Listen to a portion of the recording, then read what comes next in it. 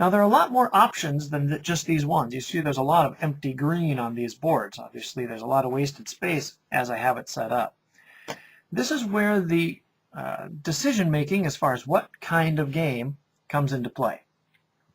You'll see that this board is two-sided. You've got your main board over here, and then on the other side we have a board with a family on it. We got a cute little kid. If only they had faces, but you know, not everyone's perfect. This sort of board, or this side, the family game, is going to have different options. A lot of them are very similar, but some of them are a little bit different. The family game is going to use less of those cards that we saw in the very beginning of this video. Some of the cards are things like minor improvements. For example, you could get a fishing rod that would give you extra food when you go to the fishing hole space. Different things like that. The family game does not have those. The normal game does. The normal game has occupations. You can get different jobs that you can do that are going to give you bonuses, like the baker who can convert grain to bread very easily compared to other ones. Or grain to food, I guess. Bread is kind of food. Again, the family game isn't going to have that complexity. They're not going to deal with all of those cards. Now the cards obviously add a lot of complexity to the game, but they also add a lot of depth. So you've got some trade-off there as to what you want to do and who you're playing with. Now what you're going to do with these empty spaces is you're going to populate them with different cards based on the number of players that you have in the game. So you're going to have a series of these cards marked with the number 4 on them, for example. So if you're playing a 4-player game, you'll use these. There are cards for 3, 4, and 5 players. And then the rules tell you what to do if you have a different number of players than that. If you're having a solo game or if you have 2 people and so on. Now each card is double-sided. On the flip side of each of these, we not only have the number 4, but we have our familiar family symbol. So if you're playing a family game and there's no such thing as occupations or minor improvements, it wouldn't do you any good to have one of these cards tell you to go take an occupation or something like that. So you want to make sure you're always matching them up. And what you'll do is you'll go ahead and put these cards over here. And then these are additional options for you to choose from. So instead of these items that you get to put your people on, you also get to put your people on these ones and do different things. For example, this one would allow you to take 2 of any of those 4 building materials that I showed you. Obviously, it just gives you more variety as to what you have in play. In addition, over here on this side of the board, you can see a whole bunch of empty spaces. Now, the way these are going to be filled up is in different phases, or stages, excuse me. There are a number of different stages, and each of them have a number of different cards that are going to be put into these different spots.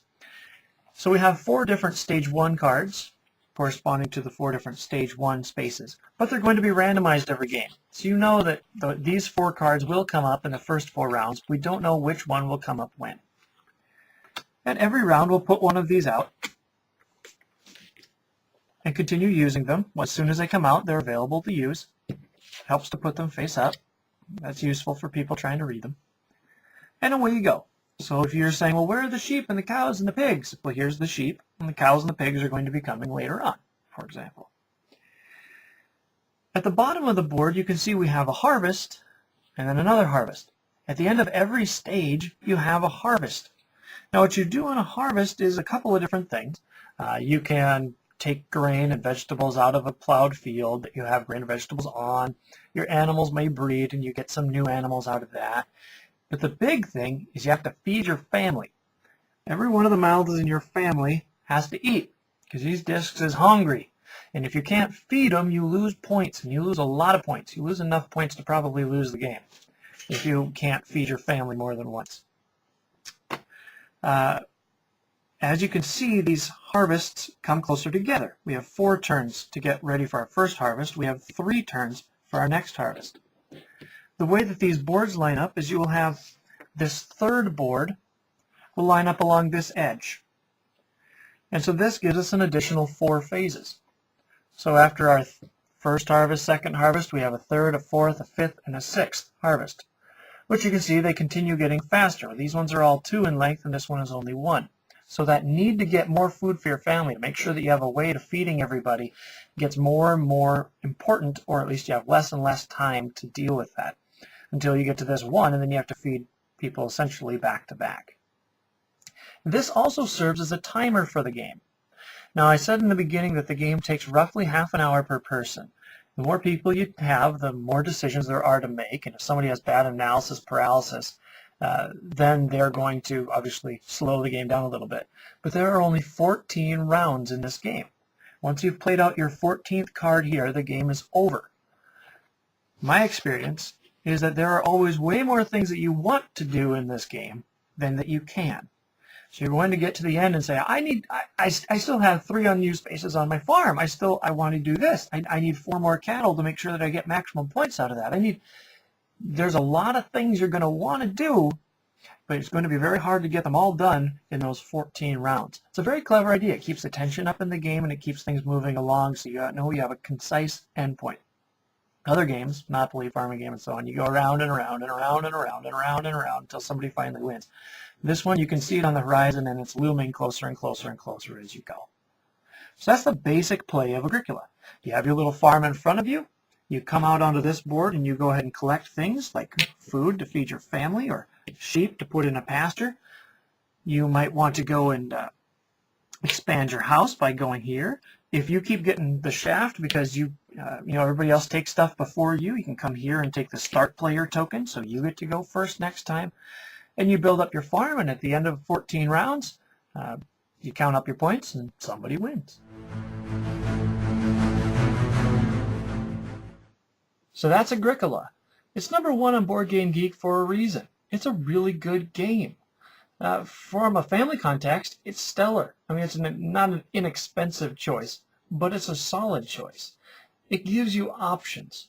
If you're dealing with younger people who can't really get into the complex rules of different games, but yet you want something that's a little bit heftier than Monopoly, this is a fantastic choice. It comes with a built-in family rule.